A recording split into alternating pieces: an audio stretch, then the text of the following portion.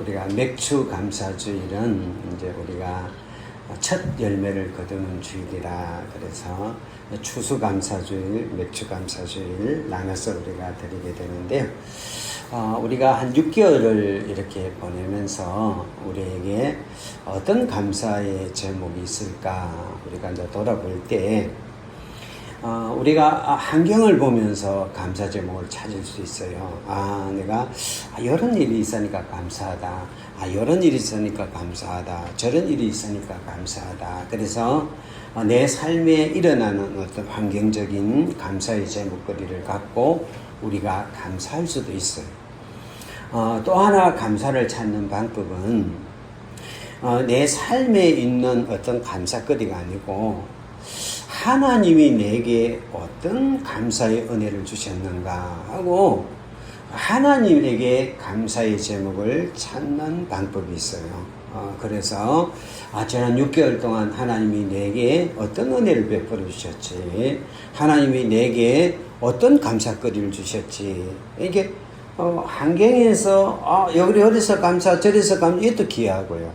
이렇게 하고 근데 하나님이 내게 어떤 감사거리를 주셨지 하면서 하나님에게 포인트를 맞춰가지고 감사를 찾으면 이게 좀 차원이 높아져요.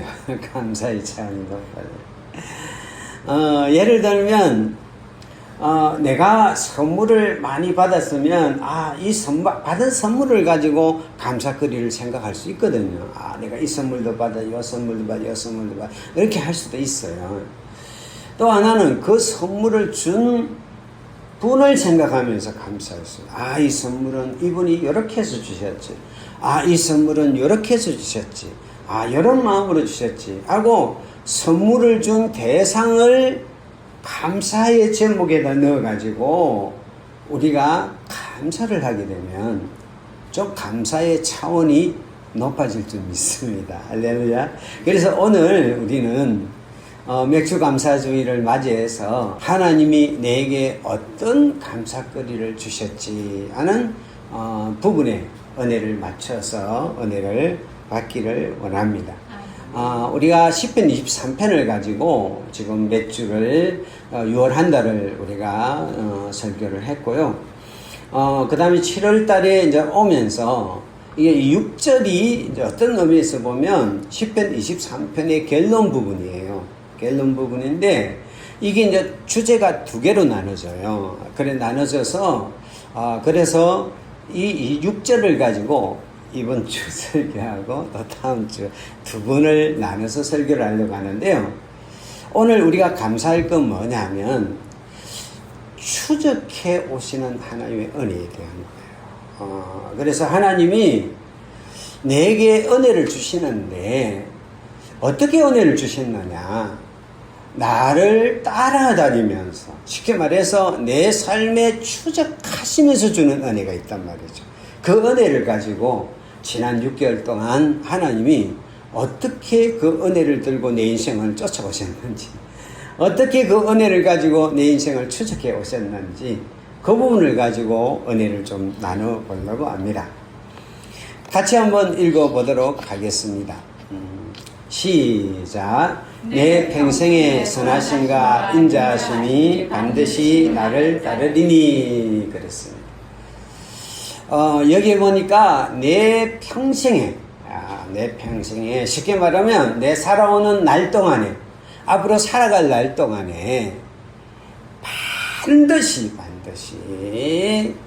나를 따르는 하나님의 은혜가 있다 그랬어요. 여기서 이제 따르다는 말이 좀 굉장히 강한 말인데요. 나다퍼런 말인데 그냥 우리 여기서는 우리 개역 개정에서는 좀 점잖하게 이렇게 표현을 했는데 이건 점잖은 표현이 아니고 쉽게 말하면 사냥개가 사냥감을 추적하는 겁니다. 그래서 이거는 예를 들면 그렇게 이스라엘이 출애굽에 나올 때 바로가 막 그 군사들을 끌고 이스라엘을 추적하잖아요. 그 추적한다는 단어가 똑같은 단어예요. 이게 어떤 전쟁이 벌어졌을 때 막 승리를 하잖아요. 승리를 하면 그 패잔병들을 막 쫓아가잖아요. 그 추적하잖아요. 그하고 같은 단어예요. 이게 하나님의 은혜가 하나님의 은혜가 오늘 보니까 선하심이 하나님의 선하심이 반드시 나를 추적했다. 어떻게? 내 평생에. 이게 하나님의 은혜는 점잖은 은혜가 아니고, 야, 너 은혜 받으면 받아라. 야, 여기 은혜가 있으니까 와서 가져가. 이런 정도가 아니고, 마치 사냥개가 사냥감을 집요하게 추적하듯이, 마치 적군이 대적을 집요하게 추적해 가듯이, 우리 삶에 선하지 않는 우리 삶의 그 모습에 끝까지 그 선하심을 갖고 추적해 오시는, 반드시 우리를 추적해 오시는 그 은혜가 하나님이 우리에게 베푸는 은혜라는 거예요. 그런데 이 선하심이라는 말이 하나님이 선하심을 갖고 추적해 오는데, 그것도 내 평생에 내가 태어나서 지금 내가 60대 중반 넘었는데 넘어오는 이 시간까지, 그렇죠? 여러분이 70을 살아온 70 사는 그 평생 동안에, 내가 태어나서 그 평생에 살아오는 동안에 내 삶에 있는 은혜가 하나 있는데, 그게 뭐냐면 하나님이 선하심을 가지고 내 삶을 추적해 왔다.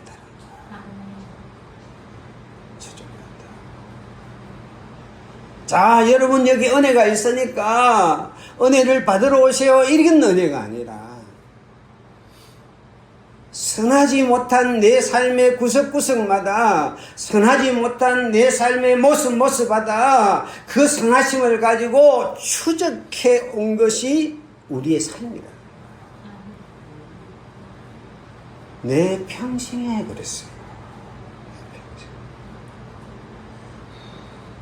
내 평생에 하나님이 그 선하심을 가지고 반드시 내 삶을 추적해 온 것이 내 인생입니다. 이 선하다는 말은 토브라는 말인데요. 이 토브라는 말인데, 요 말이 굉장히 좋은 말이에요. 이 토브다, 선하다 말이. 그 하나님을 이야기할 때 선하신 하나님, 그래, 선하신 하나님. 어떤 뭡니까? 그 젊은 율법학자가 예수님 찾아와서 당신은 선하신 분인데, 이렇게 하나님 외에 선한 분을 누가 이야기할 수, 예수님 그렇게 말하듯이 하나님의 대표적인 품성, 특성이 선하심이에요. 그러다 보니까 이 선하심이라는 단어는요, 온갖 좋은 의미가 다 들어있어요. 그래가지고 그 사전에 보면 13개인가 돼요. 13개인가 돼요. 뭐 아름다움, 고귀함, 뭐 아리따운, 뭐 유익한, 좋은, 이렇게 쉽게 이야기해갖고 우리가 동원할 수 있는 모든 좋고 아름다운 모든 의미가 이 단어 속에 다 들어있어요. 그걸 제일 먼저 이 단어가 등장하는 게 창세기 1장인데요. 같이 한번 읽어볼까요? 시작. 하나님이 지으신 그 모든 것을 보시니 보시기에 심히 좋았더라. 이 좋았더라가 토브랍니다. 다시 말해서 하나님께서 우주 만물을 아름답게 다 지었어요. 다 지어놓고 그 다음에 맨 마지막에 사람까지 다 만들어 놔놓고 하나님이 그 모든 것을 보시면서 하나님의 평가가 뭐냐면 좋았더라. 그는 심히 좋았더라. 다시 말해서 하나님의 선하심이, 하나님의 모든 아름다운 것들이 그대로 다 드러났더라. 하늘 보고 땅을 보고 우주를 보고 만물을 보고 하나님 만드는 그 작품들을 다 쳐다보고 맨 마지막에 하나님의 형상으로 지음을 받은 우리를 다 보면서 그 모든 만물을 보면서 하나님이 감탄을 하는 거예요. 야, 심히 좋다 하더라. 터부하더라. 아름답네. 나의 모든 선함이, 나의 모든 아름다움이, 나의 모든 아름다움이, 나의 모든 고결함이 다 여기 나타났네. 그게 하나님이 이 선하신 하나님의 가장 아름답고 가장 고귀하고 정말 아리따고 그냥 좋은 하나님의 가장 귀하고 귀한 그 성품인 토부, 그 선함을 가지고 우리 인생을 그 만든 그 아름다움을 이루기 위해서 우리를 추적한다. 반드시. 그래, 아담과 하와가 범죄를 저질렀잖아요. 그 범죄를 저지를 때 하나님께서 아담과 하와에게 묻습니다. 여호와 하나님이 아담을 부르시며 그에게 이르시되 내가 어디 있느냐? 찾아.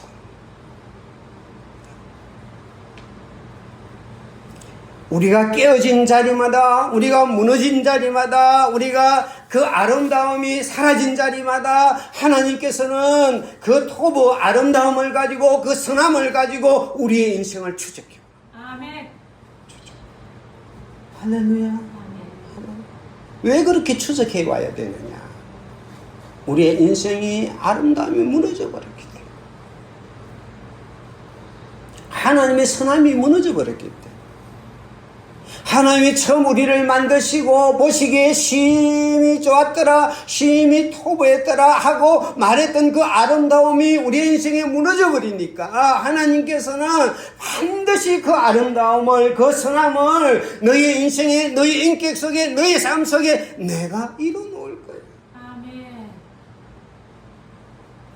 추적해. 사냥꾼이 잘 좋은 사냥개는 절대 사냥감을 놓치지 않듯이 우리의 인생이 어디에 있든지 우리의 인생의 모양이 어떠하든지 하나님께서는 그 선함을 가지고 우리 인생을 추적해오고 있다. 아멘. 주여. 할렐루야. 아멘. 어느 날 아들이 엄마랑 심하게 다투고 집을 뛰쳐나갔어요. 그래요. 뭐 전화번호도 바꿔버리고 막 이사도 가버리고 연락도 없어.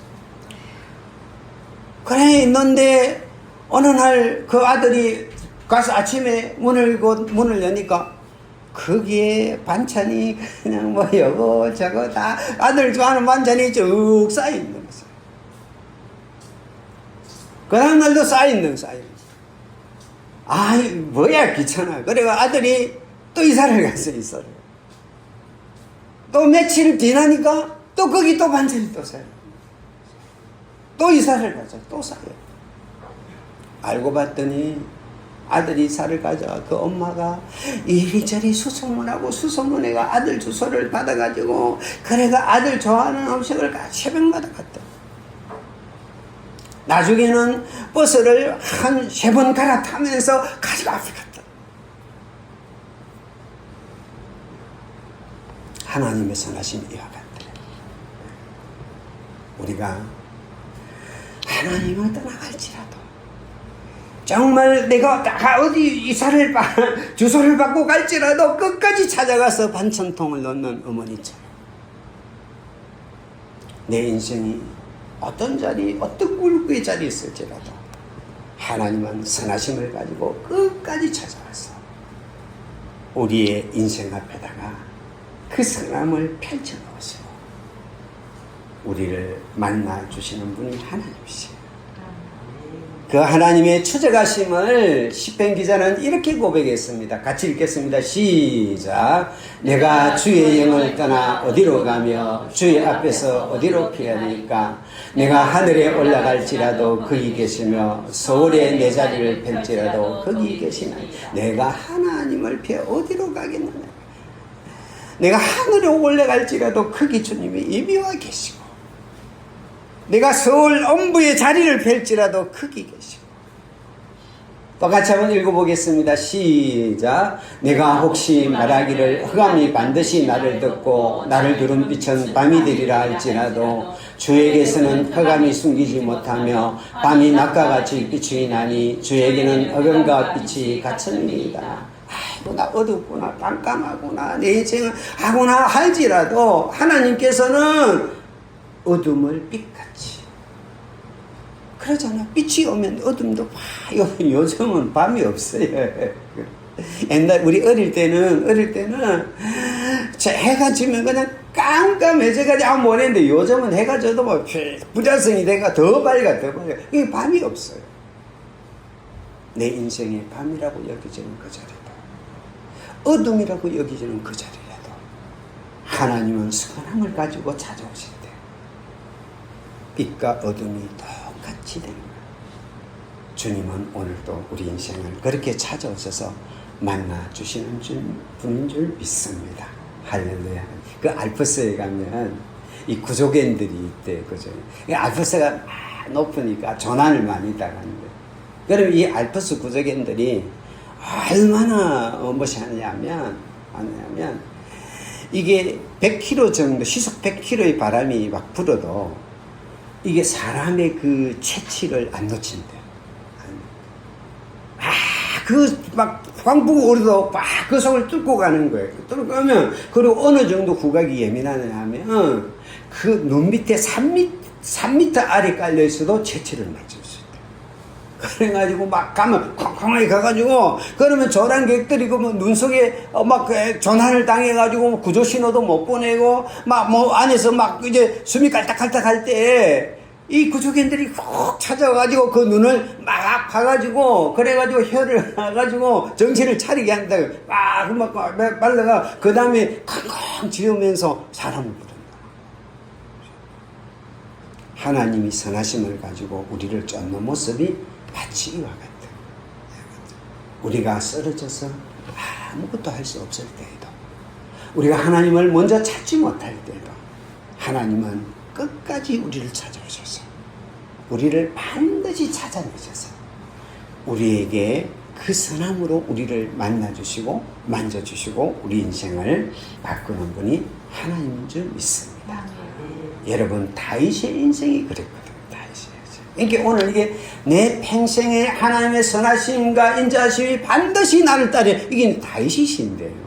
다윗은 가만히 보면 그 인생에, 그의 인생을 선하게 못할 것들이 참 많았어요. 그 아이가 태어났을 때부터 그냥 8번째 형제잖아요. 그 아버지의 형제들이 별로 인정을 못 해줬어요. 그러니까 별로 인생이 참 그래요. 그때 하나님께서는 사무엘을 보내주고 그의 기름을 딱 부어줘서 그의 인생을 최고로 선한 자리에 세워주셨어요. 그리고 어느 날 그가 아버지 심부름을 가가지고 그 전쟁터에 가잖아요. 그러니까 형제들이 보고 막, 야, 너 뭐하러 왔느냐, 집에 있지, 막 하면서 다 무시해요. 주변에 무시해요. 그때 그 자리에서 하나님께서는 골리앗을 쫙 이기면서 사울은 천천히요, 다윗은 만만이라 하는 선하심으로 그의 인생을 바꿔줘요. 나중에 그가 정말 사울의 질투 때문에 그의 인생에 정말 도망자의 삶을 막 걸어가고 살아갈 때 그의 인생이 얼마나 선하지 않은 것처럼 보여요. 사람들 그의 가는 곳마다 위기와 위험과 죽음의 위협과 사울의 추격이 하는 그것이 힘든데, 그때 그것을 통해 하나님께서는 다윗의 인생을 얼마나 선하게 만들어주셔. 그의 인격을 다듬어주고 그의 인격을 세워주셔서 하나님 앞에 그의 인생을 선하게 다듬어 주셨어요. 대표적인 것이 그가 아기스 앞에서 미친 채 하면서 죽음을 했잖아요. 그것은 벗어나고 난 후에 지은 시가 이 시편 34편 8절이거든요. 그가 뭐라고 고백을 했는가 하면 같이 한번 읽겠습니다. 시작.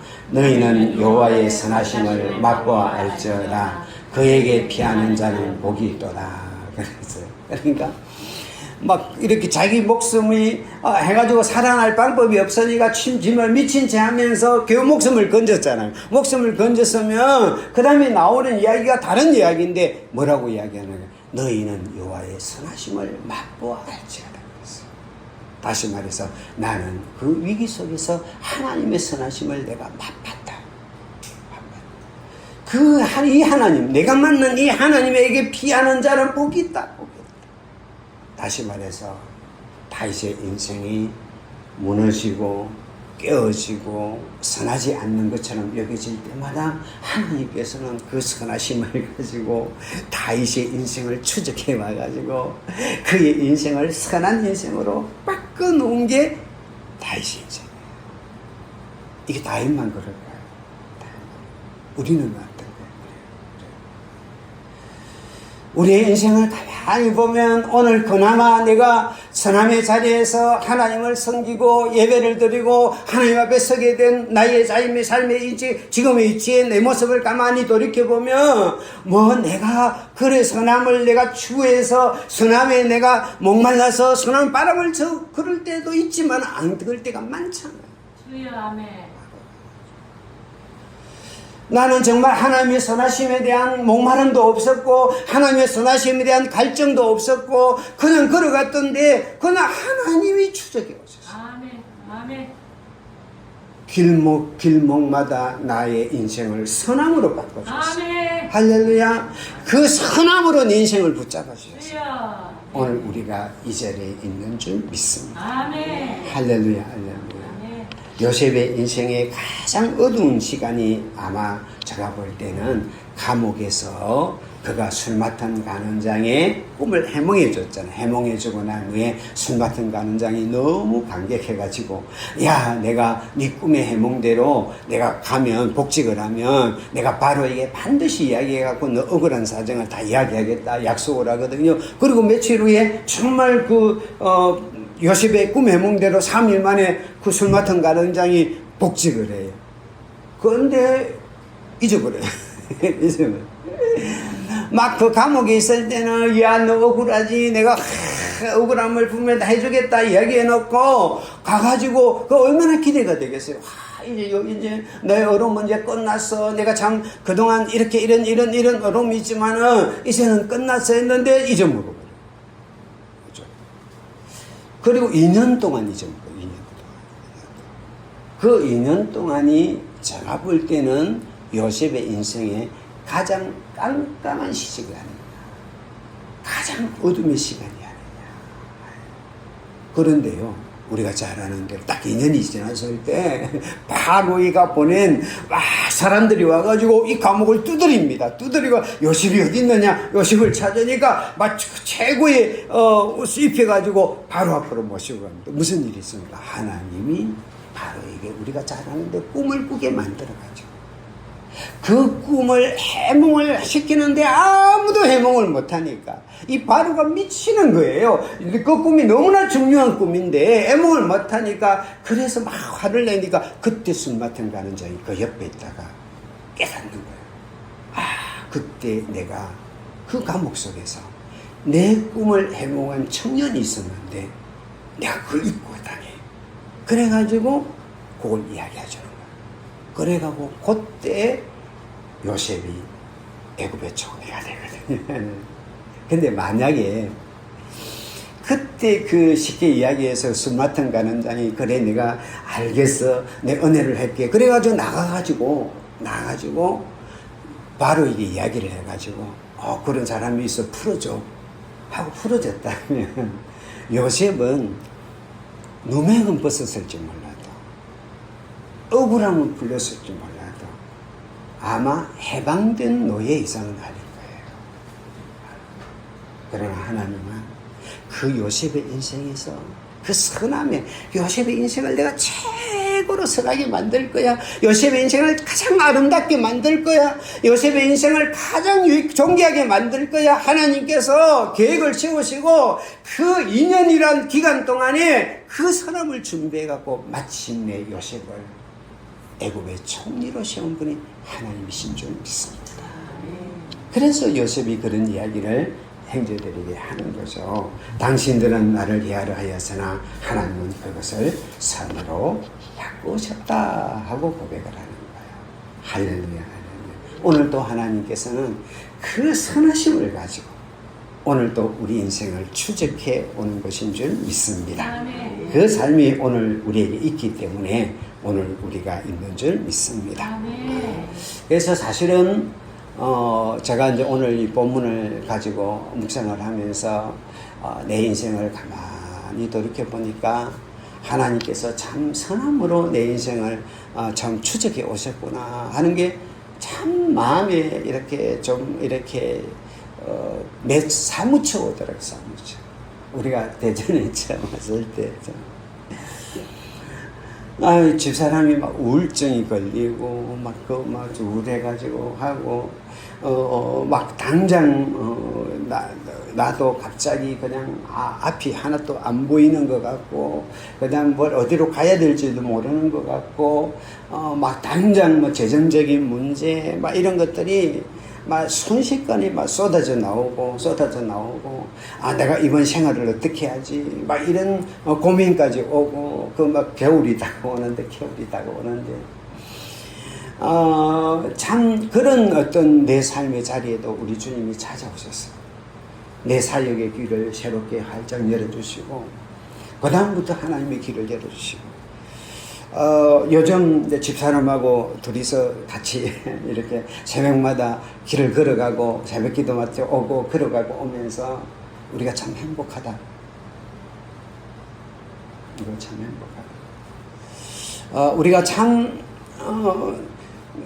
행복하다. 참 하나님께서 선하게 우리의 인생을 이끌어 오셨다. 앞으로 선하게 이끌어 가실 것이다는 이 고백을 하게 되게 만드는 것이 선하신 하나님의 추적하신 은혜가 아닌가 하는 고백을 새벽에 이 말씀을 하면서 제가 고백을 하게 되었습니다. 하게 되었는데 이 천국의 사냥개라는 시를 쓴 프랜시스 톰슨이라는 사람이 있거든요.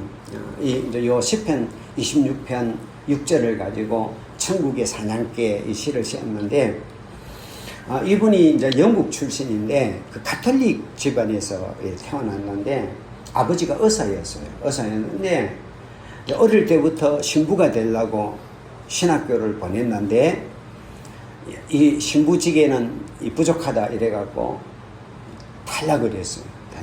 그래서 내 다음에는 뭐 아버지 따라 의사가 돼야지.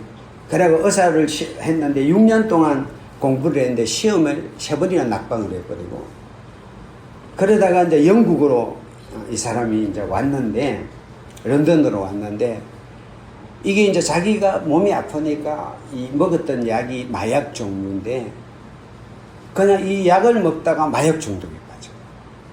그래가지고 완전 노숙자가 돼가지고 폐인이 돼가지고 평생 동안 그 노숙하면서 템스 강변에서 막 성냥팔이도 하고 그 마차 심부름 하면서 노숙 이렇게 평생을 살다가 그가 이제 노년에 이제 그 누더기 차림으로 그 메리 잉글랜드라는 잡지사에 시를 하나 보내요. 시를 투고를 해요.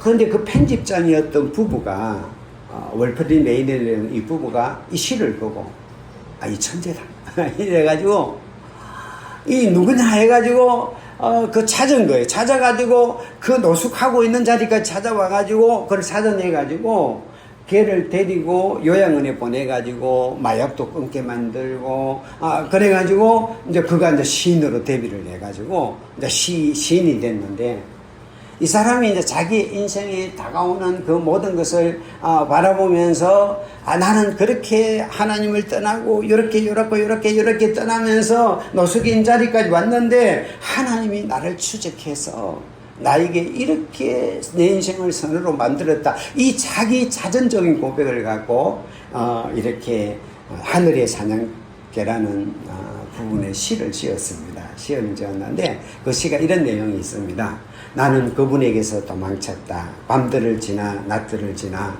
나는 그분에게서 도망쳤다. 세월의 아침이 들지나 나는 그분에게서 도망쳤다. 내 마음의 미로 같은 골목길들을 지나 눈물의 안개 속에 그분을 피해 숨었고 터지는 웃음 아래에도 숨었다. 솟아오르는 희망의 언덕으로 내달렸고 두려운 거대한 신면 속으로 곤두박질 치며 떨어졌다. 뒤따라오는 저 강한 발을 피하여 그러나 그 발걸음은 서두르지 않는 추적, 흔들리지 않는 보폭, 신중한 속도, 장엄한 긴박함으로 울려왔다. 그리고 발소리보다 더 절박한 한 음성이 들렸다. 나를 배반하는 너를 만물이 배반하리라. 하여튼 이런 어떤 자기 인생의 그 상당히 추적해오는 그 하나님의 부분을 이제 시로 이렇게 성화해 가는 부분들이 신데요. 오늘 또 하나님께서는 우리 인생에 그 선하심을 가지고 추적해오는 그 은혜가 있기에 오늘 우리가 있는 줄 믿습니다. 그 은혜 속에 우리가 걸어가는 여러분 되시기를 축복합니다. 다시 한번 23절 6절을 같이 읽겠습니다. 시작. 내 평생의 선하심과 인자하심이 반드시 나를 따르리니. 추적해오는 게 첫 번째가 하나님의 선하심을 갖고 우리를 추적해오고, 두 번째 하나님이 추적해오는데 인자하심을 갖고 추적해와요. 이 인자하심이라는 건 뭐냐면 쉽게 말해서 헤세드라는 말인데, 이 말은 변하지 않는 사랑, 충성된 사랑을 이야기하는 거예요. 하나님이 우리 인생을 추적해 오는데 뭘가 추적하는 하나님의 신실한 그 사랑을 가지고, 변함없는 사랑을 가지고 우리를 추적해 오는 줄 믿습니다. 그래서 에레미야서 3장 13절에는 그걸 이렇게 묘사를 했습니다. 같이 읽겠습니다. 시작. 내가 영원한 사랑으로 너를 사랑하기에 인자함으로 너를 이끌었다 하였노라. 그렇게 영원한 그 사랑을 가지고 오늘 또 우리 인생을 찾아오셔서 할렐루야, 우리의 인생을 그 인자한 사랑을 갖고 끌고 가시는 은혜가 있기 때문에 우리가 오늘 이 자리에 있는 줄 믿습니다. 그 사랑은 한 번도 변함없이요, 우리를 찾아오는 사랑이에요. 어떤 노부부가 있는데 어느 날 아내가 치매가 왔어요. 치매가 와갖고 그래가지고 어느 날 남편이 누군지를 잊어버린 거예요. 그죠? 그래서 요양원에 갔는데 어느 날 남편이 갔는데 당신 누구예요? 이래 한 거예요. 그러니까 그때부터 이 남편이 아침마다 꽃 한 송이를 들고 요양원을 찾아가서 처음 뵙겠습니다. 당신이 참 고와서 왔습니다. 하면서 프로포즈를 하고, 그래가지고 둘이 이야기를 하고 하면서 하루를 보내는 거예요.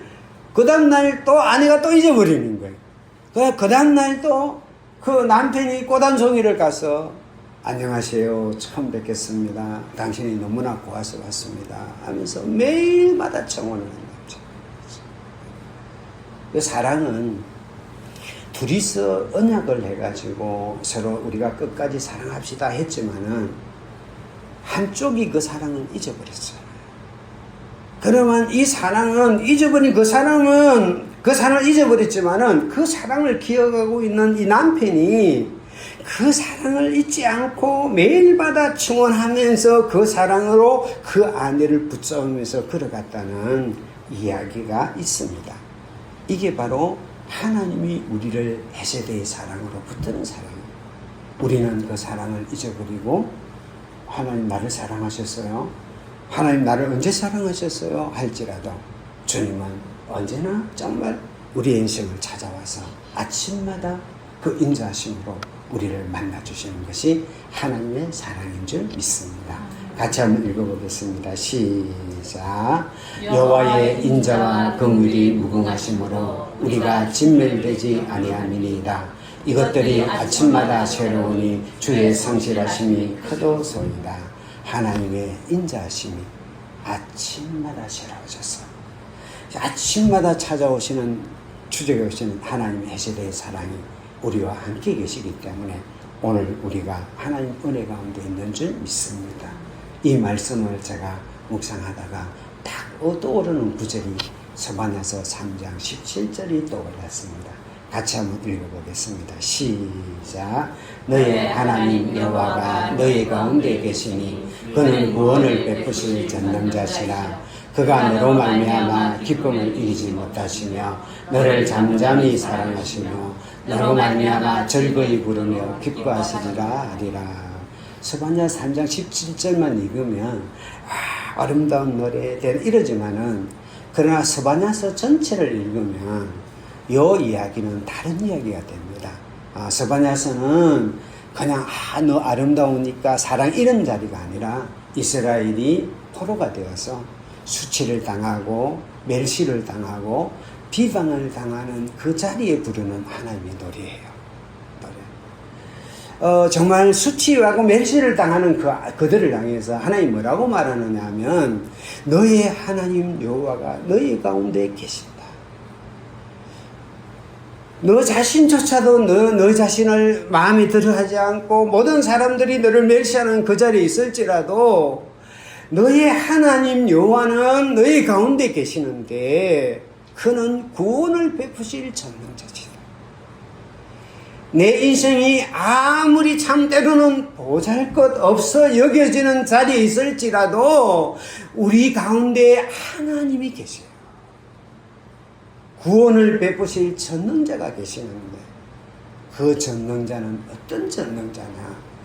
너로 말미암아 기쁨을 이기지 못하는 전능자다. 할렐루야. 저는 이 탕자의 비유가 돼요. 탕자가 그의 삶의 모든 걸 다 잃어버렸을지라도 그 아버지는 그 아들을 품에 안고 회복시킬 수 있는 아버지는 여전히 그 아들과 함께 있는 거예요. 그 아들이 저 멀리서 초라한 모습으로 돌아올 때 그 아버지는 기쁨을 이기지 못하여서 달려가서 그 아들을 끌어안고 잠잠히 살아. 아들이 떠난 그 순간부터 돌아오는 그 순간까지 한 번도 그 사랑을 포기하지 않고 가슴에 새기는 사랑으로 기다렸다. 너로 말미암아 기쁨을 이기지 못하고 즐거이 부르며 기뻐하시라.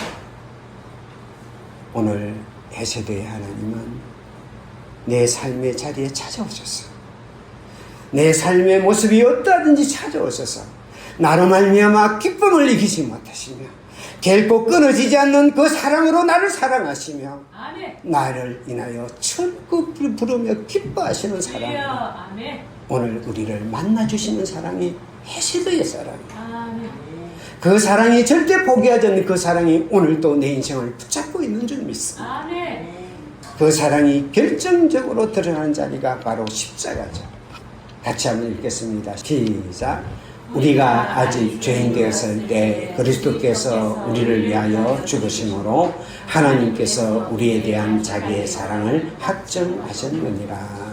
하나님이 헤세드의 그 사랑을 어디서 확정했습니까? 죄인인 나를 위해서 예수가 죽게 만든 십자가에서 내가 너를 이렇게 사랑한다, 이렇게 사랑한다, 그 사랑을 확정시켜 주셨습니다. 할렐루야. 그 사랑이 오늘도 우리와 함께 계시고 오늘도 우리를 붙잡고 계시고 내가 주인 따라서는 그날까지도 우리를 추적해 오는 줄 믿습니다. 아멘.